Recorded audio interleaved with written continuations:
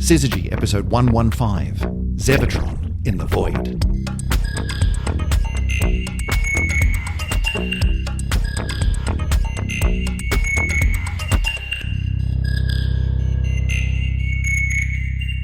And welcome back to another edition of the Syzygy podcast. My name is Chris Stewart, and I am sitting around the round table in the office of Dr. Emily Brunsden. Emily, how you doing? It's been a while. Yes, it has been a while. There's been a bit of life that's gotten in the way, I think, for both of us. Life has a way of doing that. I'm not going to... Let's not go into too much detail about exactly what life has been doing for the last couple of weeks, but suffice to say, you've had a fun time. It's been an entertaining couple of weeks. It's been different. Yeah.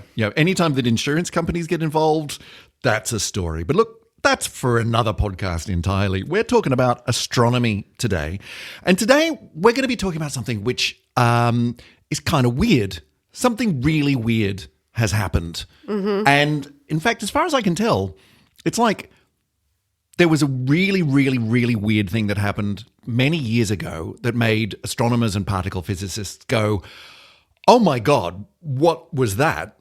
And then just recently, there's been another one. And there's not many things in the universe, in the world of science, in astronomy, where every several decades you have to sort of sit up and pay attention and go, wait, it's happened again. I'm talking about really, really high energy particles from space, but like one of them. Like normally particles come in large quantities. You know, a beam of light is loads and loads of photons, or in the Large Hadron Collider, you've got huge numbers of particles in a big bunch slamming into each other. No, this is one. We're talking like astronomers have seen one really ridiculously energetic particle and made them go, what the hell was that? Emily, what's going on? What's been seen? Who saw this? Where even are we?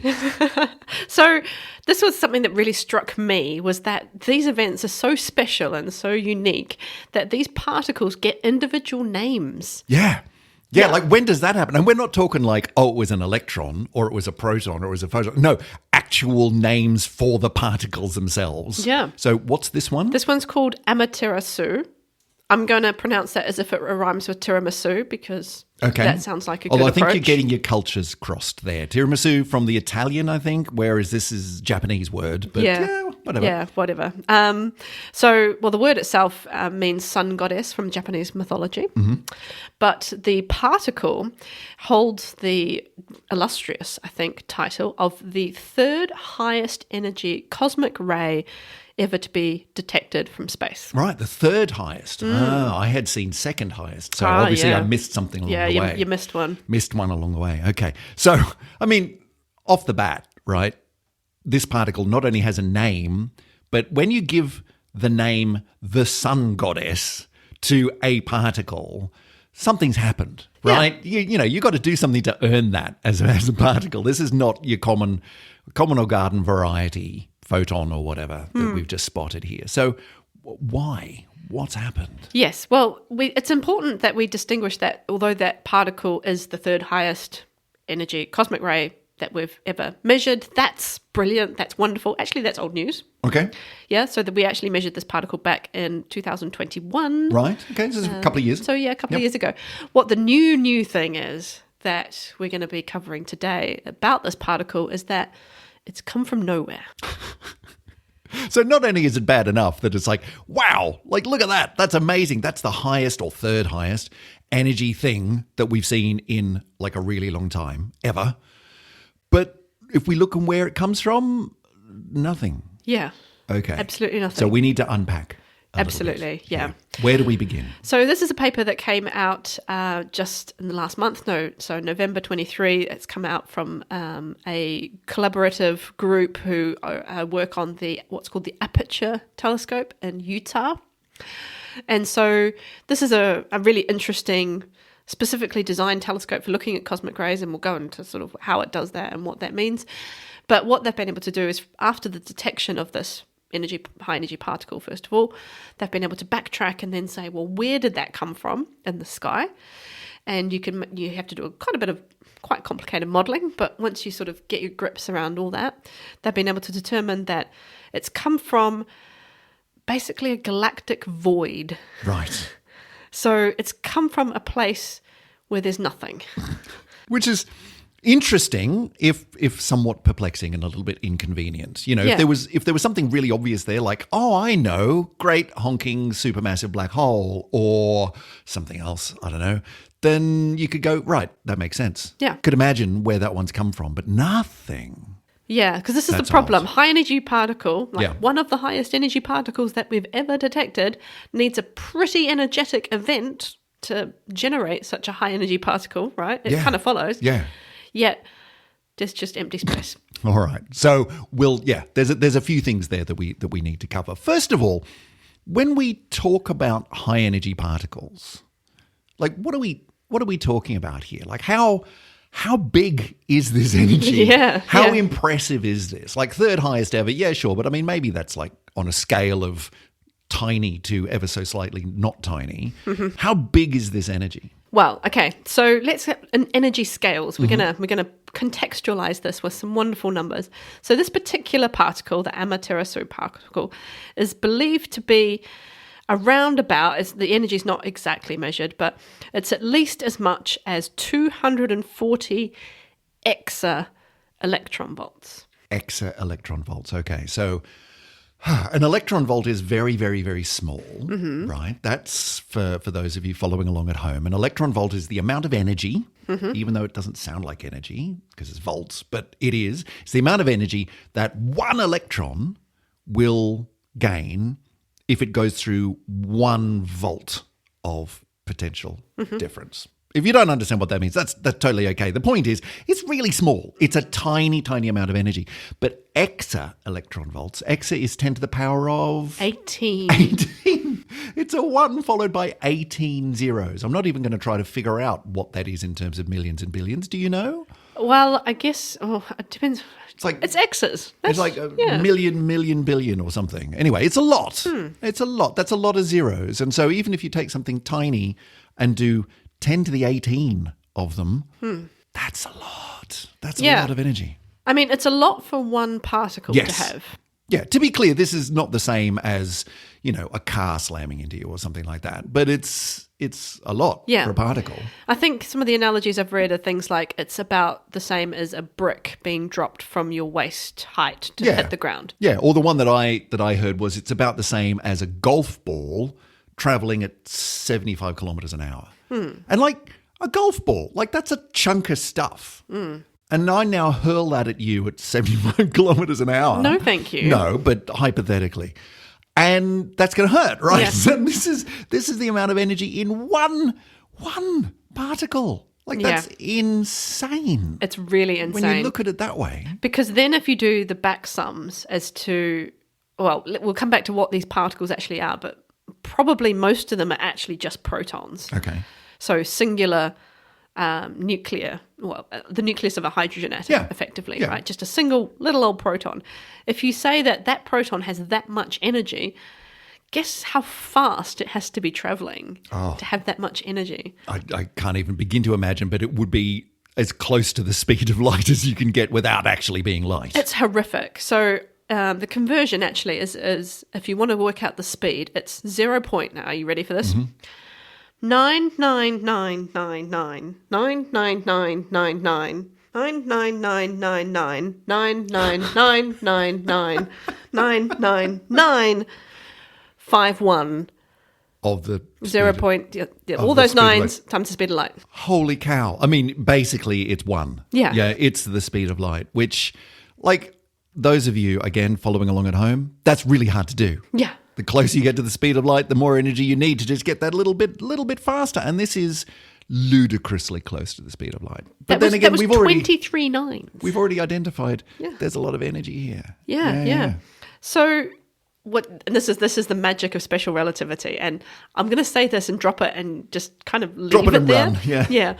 But if you were to experience that kind of speed, special relativity says that you could travel 1.5 million light years in just over 1.5 days. Well, in terms of your perception of time. Yeah, because the whole thing about special relativity is that time and space are weird, right? And the faster you go, the more space and time changed from your perspective. Yeah. You know, someone else might think that 1 trillion years has passed, and you would say, no, it's just been a couple of hours, right? And that's perfectly okay in Einstein's world. And that really, really does happen. There's, in a very real sense, light, which travels at the speed of light, by definition, in a very real sense, it doesn't experience, if light could experience something, time traveling at all. No, it doesn't it doesn't experience age. distance at all. It's just, you know, instantaneous and over zero distance. Like the universe is bizarre that way. Yeah. But this one is traveling across space and time, but it's so distorted because of those high speeds and high energies that it's as if it's just a blink of the eye. It's nuts. Yeah. Wow.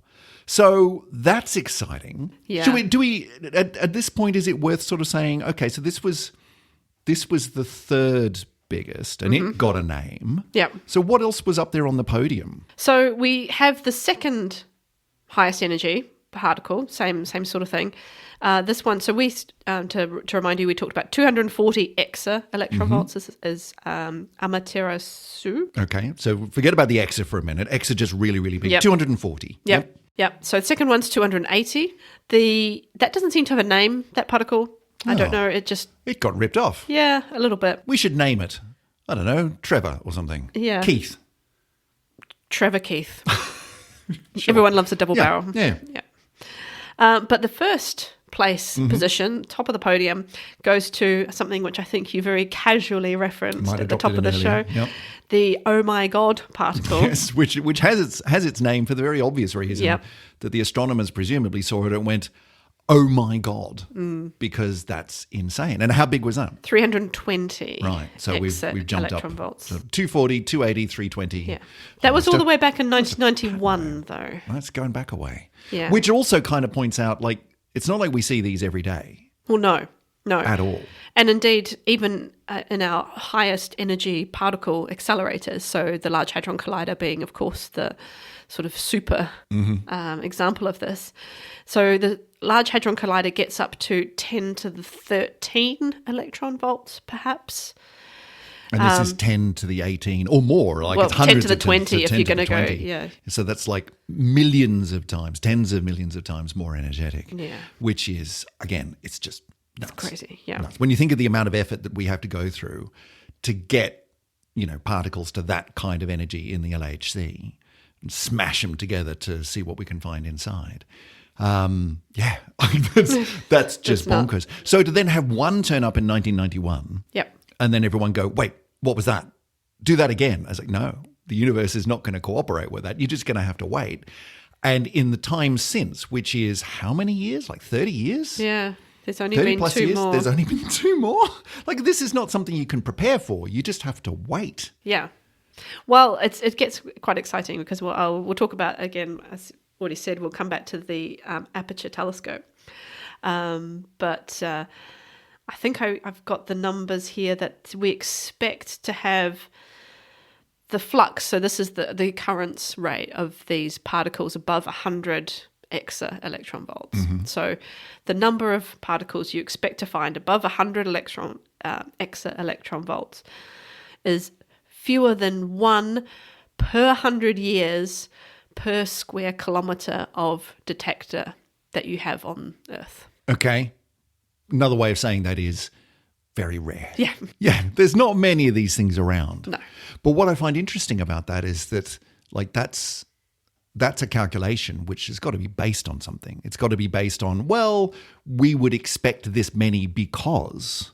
Yeah. It's like, what biggest question that comes to my mind is, why are they there at all? Wow. Like, I'm sure we'll get to that, but are these just, you know, you get a range of energies of particles in the universe and it's a big bell curve. You know, some of them have tiny, tiny amounts of energy. Some of them have huge amounts of energy. And these are just statistical weirdos. But even statistical weirdos, they had to come from somewhere. Like you don't just get a proton doing this without something having pushed it in the first place. Exactly. So, yeah, we'll get there. Right. So let's come back to actually what these things are. Okay. So we're talking about cosmic rays, which is actually quite confusing because we then started talking about protons, which protons are particles, but there's a cosmic ray. What is going on? What even is that? Yeah. So cosmic rays is a very poor word, let's say. It's a very historic word. In fact, we use rays for quite a few things that aren't actually rays in physics. It's a bit annoying. Well, but I mean, in physics, all particles are waves and all waves are particles. An array is just, it's something that came from a direction with energy. Yeah. Like, it's the thing. Yeah, it's weird. Anyway, but it comes from cosmic rays are very, very high energy particles that are observed particularly in the atmosphere. So, in fact, the ones we're talking about are, I'm gonna really muck up this pronunciation. Do you want to spell it? UHECR. Go on. Oh, UHECR. No, I've got nothing. That's Ultra high energy cosmic rays. oh, okay. Good. Yep. UHECR. Yeah. UHECR. Yeah. So these are particles that are traveling, as we've said, at nearly the speed of light. We think that most of them are nuclei of atoms. So that means that they're not electrons. Some of them might be electrons, but most of them are nuclei. Right. So some arrangement of protons and neutrons. So 99% maybe of all cosmic rays are these nuclei. And presumably, like, I mean, we're not talking like massive nuclei. Like you wouldn't get a uranium nucleus or something like that. But like protons or maybe alpha particles like helium. Are we thinking bigger? Yeah, well, perhaps unsurprisingly, given the construction of the universe, most of them are hydrogen nuclei, which is as discussed, just a proton. Or maybe a proton and a neutron. You can do that. Yeah, most of this boring old protons on their own. Right. About 90% of them. In fact, you get a few odd helium nuclei or alpha particles. Because that's a particularly stable way of sticking a couple of protons and a couple of neutrons together. It tends to like to do that.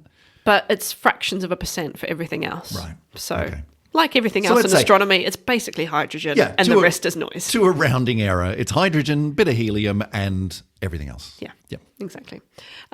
So now these actually are quite interesting how we detect them, because you might think, well, with these particles going around the speed of light, this is going to be quite concerning. I would not want to be hit by a proton going at the speed of light. Personally. No, well, golf ball to the face. I mean, as we discussed. No, thank you. Not great. So, but fortunately, we have this wonderful thing called the atmosphere that protects us from these high energy particles. Phew. Yes. Well, it's a combination, I guess, of the atmosphere and the magnetic field of the Earth, which is also quite helpful as well. Yeah. But when it comes to the atmosphere, we don't observe these particles directly. We don't sort of stick out a detector and get whacked by this high energy proton. Dong! What was that? I mean, these things do. I mean, that would be cool. Yeah, I mean, they do hit things. Let's be clear, right? Especially above the atmosphere, lots of space satellites, the ISS, for example. These high energy particles are a problem, and they cause a sort of a background level of radiation in themselves that can be very dangerous. Well, up there, you're not protected by the atmosphere. Yeah. And so, I could imagine being rained down upon by high energy nuclei. Not good. Yeah. Not good. No, so you do need shielding and protection. And, well, even it's very common even on Earth and CCD cameras to see these things sort of traipsing through your CCD. They'll just... Yeah. So if you, when I'm doing very long exposures, for example, when I'm working on telescopes, the CCDs are set up to detect photons. But if you get a cosmic ray, a high energy particle going through your detector, then it just basically just triggers all the pixels of the detector. You just get this light streak straight through your image. Which is cool, but that's not what you were looking for. No, it's a little bit annoying, to be quite honest with you. If you talk to most observational astronomers, cosmic rays are just something that they try very hard to remove out of their images rather than actually study. I could imagine the first time that occurs, oh, look, that's a cosmic ray, that's cool. And then like the fifth time, it's like, oh, for God's sake. Like, enough, universe. I'm trying to get some work done. Exactly. So actually, I've myself even written very substantial algorithms to get rid of them. That's part of my these very high energy particles. But when they do interact with particles in the upper atmosphere, they actually create showers.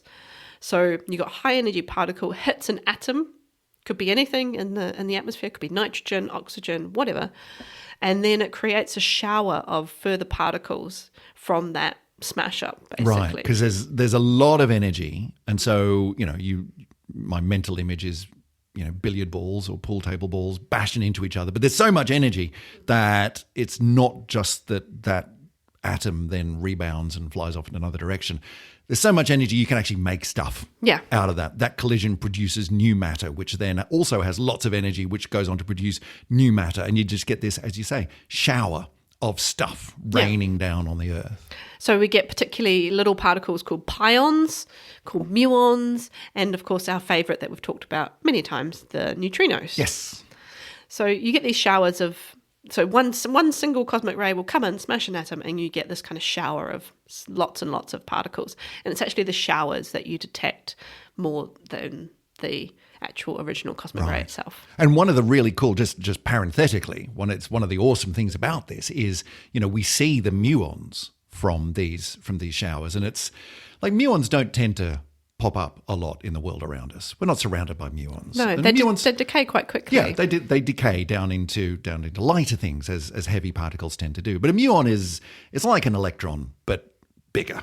It's got all the same properties of an electron. It's just a bigger cousin thereof. And we don't really know why the universe decides to copy itself that way. It just does. But we don't see muons around us terribly much down here. But we do see them from cosmic rays. And the weird thing is, we shouldn't see them from cosmic rays because they get, produced in these collisions way up in the top of the atmosphere. And they should decay really, really quickly and never reach the ground. But they do because of special relativity. That they've got so much energy and they're traveling so quickly that even though that distance should not be possible for them in the time it takes them to decay, they're going so quickly that the distance to them is much, much shorter. And so they can cover that distance because of special relativity, because to them it's like it's just down there, which is really cool. It's a cool. Really beautiful proof that special relativity is actually true. Yeah. Anyway. I know, it's really nice. And it actually tells us a little bit about where we should put our detectors, because we want to have them low enough, and we don't want to put them right up on, we don't want to put them on satellites because you're not going to get the particle showers from the satellites above the Earth. Unless there's any backscatter or something. But I mean, that's not how these things work. No, so we don't want to put them in space. We want to put them low enough so that the particles have a time to develop, so that the incoming cosmic ray smashes into something and you actually get enough time for those particles to actually form. Right, so you don't want them up on the top of the highest mountains? No. But equally, you don't want them so low that the muons and so on have all decayed by the time they can reach the ground. Ah, right. So you want them right in the middle where you're going to be able to actually see the shower. Yeah. So there's a sweet spot or some kind of Goldilocks zone where it's not too high and not too low. And one of those places is in the middle of the desert in Utah. Awesome. Yeah. Which happens to be where this story is set. Exactly. So around about 1,200 meters of altitude, which isn't particularly... It's not hugely high, but it's not sea level either. No, it's a comfortable living height. Yeah. I mean, you're not going to get altitude sickness or anything from that. So what does this observatory, what does this instrument look like? Well, this is quite cool. I didn't actually know much about this telescope before I started reading about it, so I'm quite excited. So it's an aperture telescope, and what that means is that you've got lots and lots of different detectors over a very, very large area. And if you remember when we said that you were only expecting to find one particle every 100 years per square kilometre of detector that you put on the ground. Yeah, that's these really, really high energy ones. Yeah. So if you put down a detector that was 1 square kilometre, you would expect to have to wait 100 years before you were certain to find a particle. That would be a difficult one to get through the funding committee. Yeah, that would be quite annoying. Yeah. And probably a very long PhD. Yes. So what do you do to get around that? You make it bigger? Yeah, exactly. So this is a detector that currently is set up to be around about 700 square kilometres. Wow. So that's like a rectangle, which is what, 70 by 10 kilometres. That's really, really big. It's I don't know really how big big. the square is, but it'd be like 50 by 50 or something. Yeah. But you don't have to cover every single square metre. You just have to have detectors that are well placed, or that are well spaced, so that you can observe. You can cover the full area without having to cover every single square centimetre. So it's not like you need to make it this enormous dish across the entire desert, but rather as long as you've got enough coverage. So how far apart spread are these things? They're actually quite far. They're about 1.2 kilometres. Wow. Okay. So there's something like 500 or so surface detectors And each one's spaced by about 1.2 kilometres out in the desert. It's So, wild that can not too work. bad. Like, your mental image of this sort of says, but surely they're all the bits of the shower are just going to pass through the gaps. But I'm guessing that people have done the calculations and gone, no, trust me, this will work. It's a bit like, so we're used to thinking about optical light, but that's because optical light has a wavelength that's very, very short, right? So we need to have shiny dishes to collect optical light. But when you go to radio light's like meters. Yeah. So you can just have like chicken wire and that will catch a radio wave because its wavelength is meters long. It's a bit like that. Yeah, well, I mean, it's on a different scale, and this comes up. I this is one of my favorite analogies, so I like doing it. It's like the screen door on your microwave, right? The microwave oven. It's got this screen door on it that lets the visible light through, so that you can see what's cooking inside. But the microwaves don't know that those holes are there. No. Right? They're on a wavelength where, as far as they're concerned, that metal grill is completely solid. Radio waves looking at a series of antennas just see one big mirror. They don't see all the gaps. And presumably this is working the same way. Yeah. Right. Basically. So there's the ground-based surface stations. There's also got three kind of which are triangulated, what they call fluorescent stations. And they're looking at the three-dimensional part. So they're looking at the ground up so that you're getting a three-dimensional view of the particles coming in. Because one particle shower will hit multiple detectors. But if you want to backtrack to where it was in the sky, then you need to have sort of quite a lot of information. You can reconstruct it from the ground alone, but it's a little bit easier if you've got that third dimension already. Well, yeah, because that's the other thing going through. Like that's the other thing here, right? Is it's not just wow, there was a thing, which is interesting enough in itself. One, I can imagine that you would look at all of the different detectors going off and go, okay, we can figure out how much energy there was by working backwards. Like all of this stuff hit the ground, therefore up there in the atmosphere, it must have been this, which is huge, fantastic. But then you've got to say, can we figure out where, like what direction? And that's much more information. Yeah. That's much trickier. Yeah. So there's a lot of particle detectors that do this in various different ways. I don't know if we've actually talked a lot about IceCube I remember or it coming up. Supercamakandi. Yeah, but I don't know that we talked in So there's detail. neutrino detectors, and they do it should. in three dimensions again. So you put, in terms of IceCube, you have detectors which are on strings which go down into the ice so that you can detect in three dimensions where the muons are coming from. And similar with Supercamakandi, is it's kind of a big tank, and you can see all the different three dimensions all through. Which the is tank. also such an awesome name. Yeah. Supercamakandi it sounds like something from a manga comic or something. Well, indeed, yeah, it's awesome.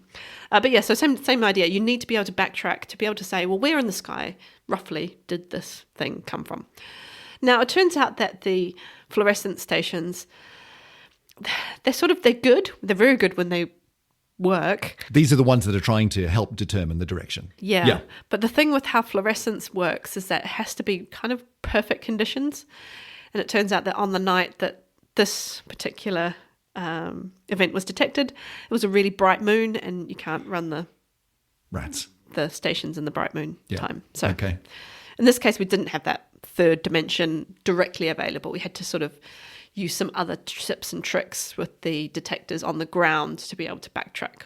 Hence, it's taken 2 years for this new paper to come out that says, so we figured out where it came from. Yeah. So how did they do it? Yeah, well, you can still do it based on the geometry of when the particles are hitting the detectors. There's a really nice animation, which I think we'll put in the show notes, which shows the progression of the particle showers hitting the detectors, and you can see this kind of line go across the whole and so array. And the timing is accurate enough that you can go that one before that one before that one. Therefore, working all of that out across a two-dimensional array, that tells you it came from that direction in the sky. Yeah. Which is very clever. It's very clever. Really good electronics. Oh, it's really hard. I can't even tell you how hard it is, because each of those substations are connected by GPS to get their timings correct. Time, it turns out, it's so trivial, but it's honestly one of the hardest things to measure. It sounds so bizarre. Yeah, because it's not, as you just said, like you need the GPS and really, really accurate, because it's not just when did this one go off, but also, yeah, but are you sure that you know when that one went off? Like, how accurately do you know that those things have been synchronized in different places? Like, that's really hard. And you were talking about very, very tiny fractions of seconds difference, which make a huge difference to when you do the calculations. I mean, time is awful. Time is just... Time's the worst. It is the worst. I mean, how we define time as humans is already rubbish. But there's no particularly better way, but it's just a really hard problem to solve. But anyway, so once you've got that information of it, hit this one, then this one, then this one, and you can backtrack and then create kind of a backwards facing vector, draw a line. Where was that in the sky? Point up to the sky. And so we've done all this work, right? Okay, so let's just, at this point, let's take stock, right? In 2021, the third highest energy by only a small margin. So let's basically say, the most energetic particle, individual thing that we have ever seen hit the Earth's atmosphere. Pow! Made a shower of stuff that rained down. Fortunately, I mean, I'm guessing these things are happening all the time. We just don't see them. But this one we did see. And over a couple of years, because it was a full moon and we didn't get the data on the day, but they were able to work backwards and go, okay, we know where this thing came from. We've got a backwards vector up into the sky pointing where it came from. We now know that it came from... And what did they find? Well, it came from a void. Right. And when you say a void, like the sky is dark. But we're not talking like the sky is dark. We're not talking about there are some stars and there are some not stars. What do you mean when you say a void? All right. So we're talking now on the scale of galaxies. So this is an event that there is nothing in our galaxy that could possibly be energetic enough to cause a particle of this high energy. Right. So let's get that out of the way first. Okay. So when we're looking up at the sky, the first thing we do is just ignore all of the stars. They're irrelevant. That's us, our galaxy. Get rid of all of those. Okay. So the next level out then is galaxies, other galaxies. Yeah. And so galaxies tend to form structures. They form groups and clusters. So we're in a group of galaxies called the local group. We're actually one of the major players.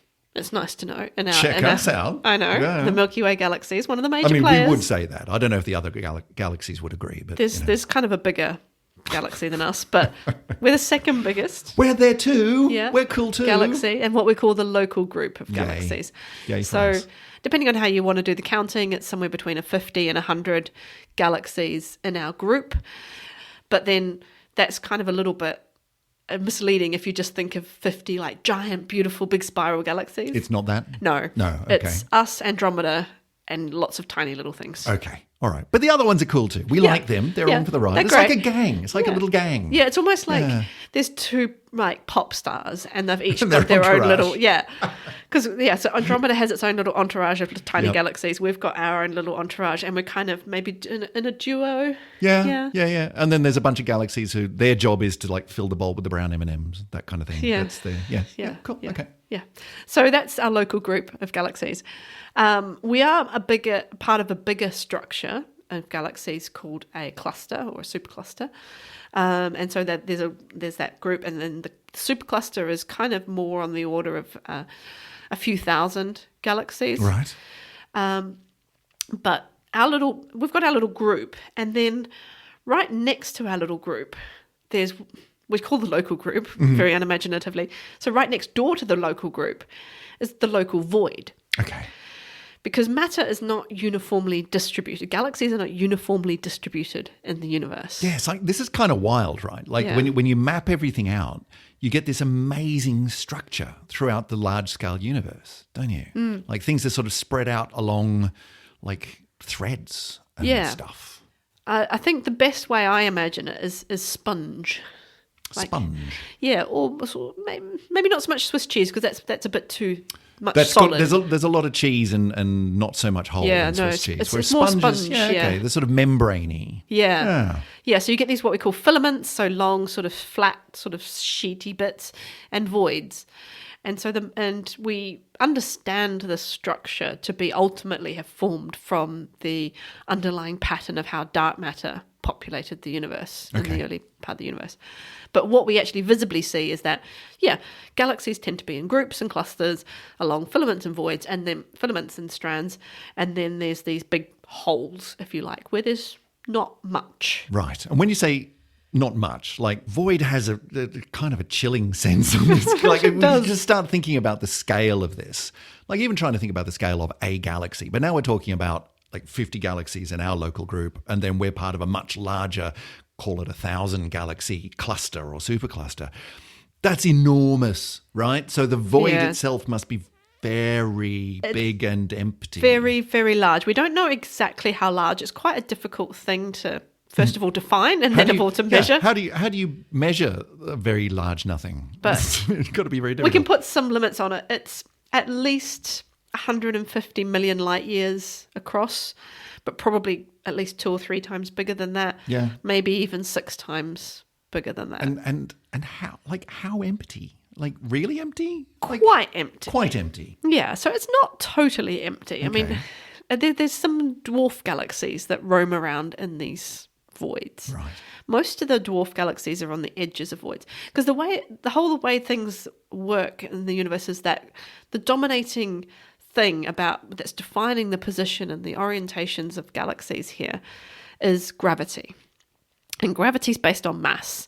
So if you've got mass, then you're gravitationally attracted to other things that have mass. That's how it works. So if you put an object in a void, there's mass that is not in the void, so it's going to be right. Therefore, the force is going to be attracted to move out of the void. It's not going to want to stay in the void, is what you're saying. It'll tend to. I'm going to go and hang out with these guys over here because that's what gravity does. Yeah.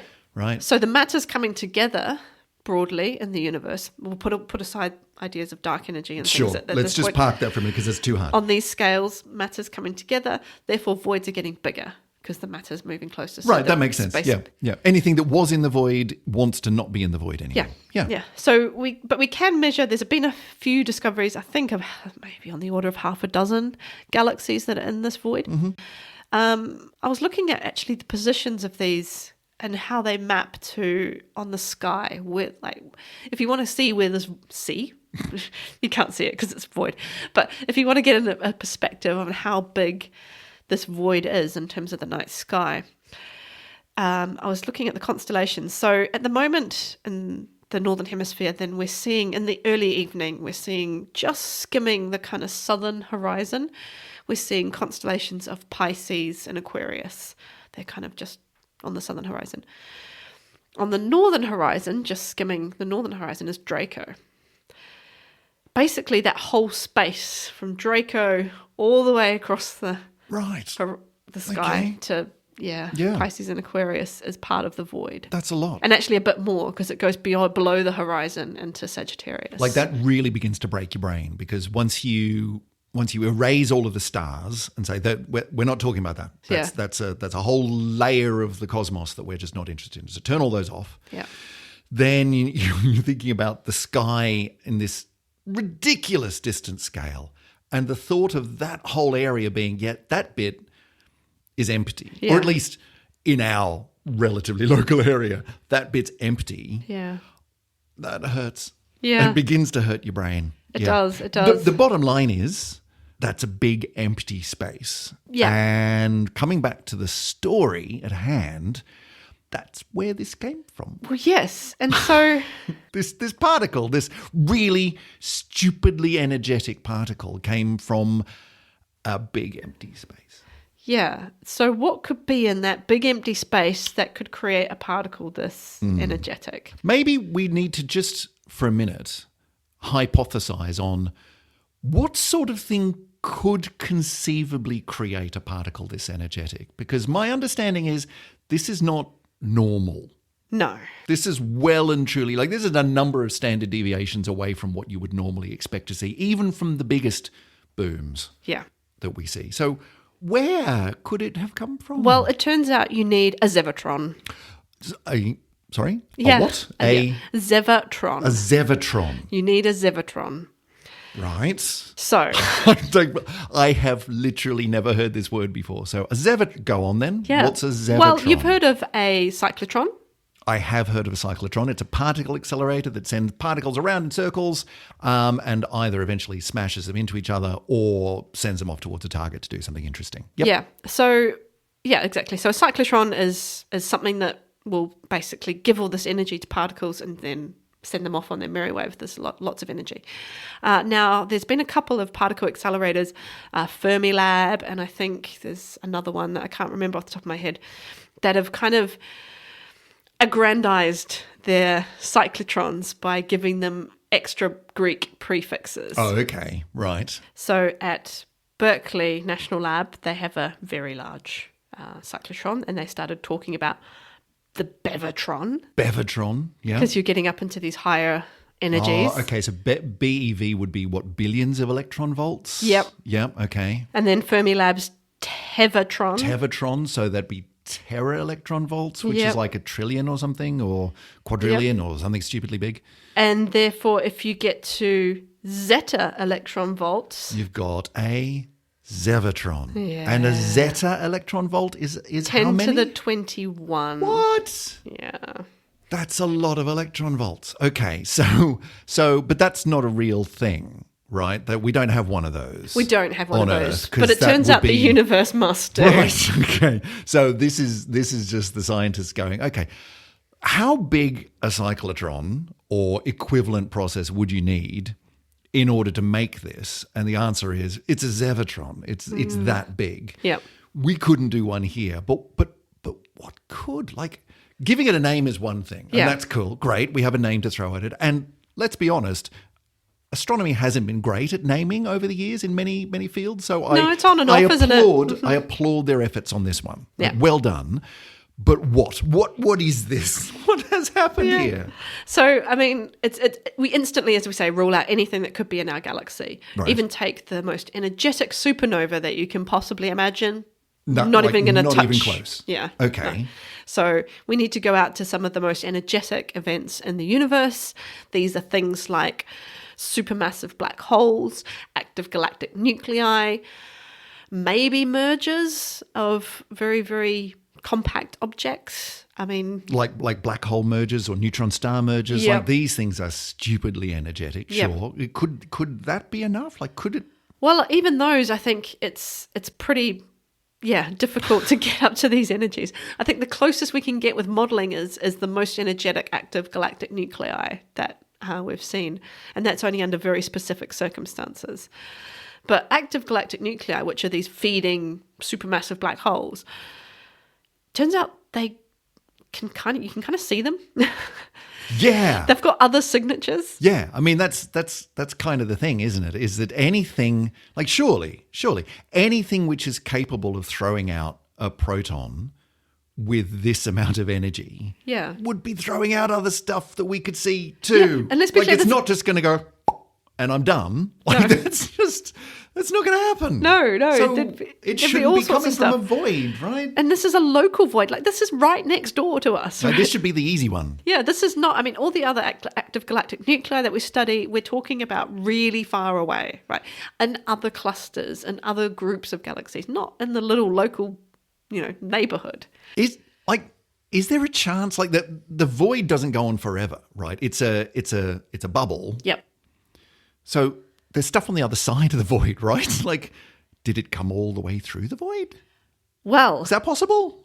you would imagine so. Yeah. Turns out that no. Oh, Because the I problem... thought I just solved the problem there. Yeah, I know. It's a good answer. Thanks. But we've got this problem called the cosmic microwave background. Yeah. And so if you generate an insanely high energy particle, yes, it will travel through space, but it can't travel through infinite space unheeded without losing energy. Right, because the cosmic microwave background. So this is the wash of energy across the universe, which is basically the same everywhere to within tiny changes, right? But this is left over from the Big Bang. This is the last glow from the Big Bang when all of the matter in the universe, things cooled down enough that things were able to form atoms, and the universe suddenly became transparent to light, and it just whoosh, off through the universe. And it's a snapshot of that point in time. Point is, it's everywhere. There is this radiation everywhere in the universe. And even though there's not much of it, you're still traveling through it, and that's going to be just a continual interaction for this proton as it's going through huge distances of space. Yeah. And so it's going to lose energy. Yep. Right. So the furthest away that this particle could have come was about 160 million light years. Which is kind of the scale that you were talking about of the bubble. So it has to have come from in the void. So it had to come from the void. Oh, but no, because it can't, because we'd see it. Like, there's just nothing. There's only these pathetic little dwarf galaxies just sort of mooching around. Are you about to tell me that we have no resolution to this problem right now? This is honestly one of the papers that has been the most honest in saying, yep, we got no idea what's going on here. I mean, that's cool, right? That is awesome because it genuinely is like, that's a mystery. It is a mystery. That's a huge Scooby-Doo style mystery of what just happened. Yeah. Okay, so first of all, is it possible that they got the direction wrong? Like how, like what's the error bar on that vector pointing up into space? Well, yeah, not enough. It's like, it's a big void, right? It's not like, yeah. oh no, hang on, sorry, we meant that pulsar next door. No, it's a big void. Yeah. So no, okay. So there's kind of three conventional potential explanations. Okay. None of them I would say particularly good, but Yeah. they're at least conventional within our Three is understanding three of is kind of physics. one of those numbers that you come up with. It's like, we need to say something. Quick, come up with like, what have you got? Okay, good. I'll write that down. Okay, Yeah. you, any ideas? Good. We need a third, right, to cover our bases. Yeah. So, okay, what are they? So the first one is, so maybe the magnetic fields, the local magnetic fields between us and this local void are bigger than we thought. Because magnetic fields can accelerate charges. Yeah. So, And they change the direction, particularly of charged particles, right? oh, I see. Right. So it's not necessarily that the magnetic fields would have created the energetic particle, but rather the energetic particle was created somewhere much more obvious. Like, oh, that thing over there, but then it's been bent. Yeah. Right. To make it look like it's coming from the void. Yeah. Okay. So, all right. You're not looking convinced. Well, you've got to have some pretty strong magnetic fields. We don't really have any evidence for those. And then you still got to have a source. Yeah. Even if I it's mean, not where it's not in the void, which Yeah. has obviously got nothing in it. But yeah, this doesn't help us to identify the source. It just says maybe the source is somewhere else. Yeah. And they would have to be pretty intense magnetic fields because this thing's traveling really, really fast. exactly. Okay. So, I mean, maybe. Sure. Option number 2, it's a source that we don't know anything about, an unknown source. Well, that's kind of the lift up the carpet and sweep it under there with the dark energy and the dark matter. Sort of, Maybe we should have just added it to that problem. yeah, It's obviously dark matter. and it's dark sources now, dark, ridiculously energetic. Well, maybe things. that is. It's a dark source. It could be. You've just coined it. Yeah, Go for HP. it. The third option, our understanding of particle physics is incomplete. Again, that's the sort of theoretical version of lift up the carpet and put it in there with the dark matter and the dark energy. Maybe it's something that we've never seen before, or maybe it's something we've never thought of before. Yep. Good work, everyone. Yeah, well Great. done. Do you want the unconventional theory that I Yes, did read? please. 'Cause Yes, please. This one's very exciting. Because those three are not particularly convincing at this point. Well, maybe there are some defects in space-time that mean that this has actually come through a completely different part of the universe, through a cosmic string wormhole. Who knows? Okay. And it's just appeared here. I mean, that sounds awesome. Again, sure, why not? Let's just invent science fiction now and throw that one in.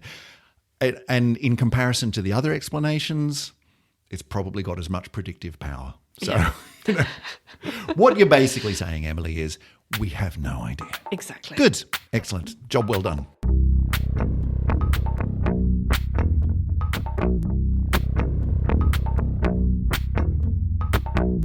Well, Emily, look, coming out of this particular story of modern astronomical research, all I can think of is that this is quite possibly the slowest experiment I've ever heard of in my life. That, we just have to wait an undefined and indeterminable period of time for the next one of these to come along, and we can add another data point to the 3 we currently have. And slowly but surely, maybe we'll be able to figure out what the hell's going on. But But this situation's rather common, really, in astronomy, right? Right. We do this all the time. We're used to knowing it, well, wanting to understand very, very rare events in the universe. And what do we do when there's very, very rare events? We just look at massive chunks of the sky and just wait for them to roll on in. Yeah. Although, again, I kind of feel like this would be a very difficult one to get past the funding committee, is we just need to build more of these really, really, really, really big, strange telescopes covering the desert in the hope that we see another one. How many of these things have you seen so far? 3. Like, I can't see it getting up, you know? How many Higgs bosons did you see? Well, fair point. Well, actually, in the end, like, quite a few, just buried in ridiculous amounts of statistics, I guess is the point. Yeah. But your point is well taken. Yeah. You know, you can probably buy a lot of these antennas with one Large Hadron Collider. But look, we'll leave the arguments between the particle physicists and the astronomers for another time. Emily, if people wanted to get in touch with us and weigh in on their particular pet theory on where the hell these 3 particles have come from in the universe, how could they do so? Well, first of all, you should head over to syzygy.fm. Yes, indeed. Because there's a really rather lovely contact us form, which you can fill out and you can write about all the things that you think we should be covering in this podcast. And turns out we often, nearly always, turn those into full episodes. That's right. We've done a number of those over the years. We've probably done half a dozen or more of those over the course of Syzygy. So write to us and tell us what you think. Give us feedback. Tell us what you love and what you don't love. Give us ideas. But we're also on the interwebs. We're on the social medias. We are on Instagram at SyzygyPod. And because Instagram kind of throws in its new Twitter version, Threads, for free, we're also on there too. Yes, still no idea what that is. You should go and check it out. It's basically Twitter, but done by Meta. So it's Meta Twitter. I don't know. It's very confusing. But yes, we're on there at SyzygyPod. We're also on Facebook, and you go and find us on Facebook by doing the thing on Facebook that you do, which is just finding us. Just put in the search thing. It's just not hard. SYZYGY. That's right. That's all you've got to remember. If you want to support the show, first of all, tell everyone you know that it's a fantastic podcast that talks about bizarre things in the cosmos. And if you know someone that you think would be excited by that, share the love around. That's the best thing you can do. But if you want to support us financially, head over to patreon.com/syzygypod, where you can sign up to throw us a pound, a couple of pounds, a couple of dollars a month, and help us to keep the electrons flowing through the website and to help us do the things that we do.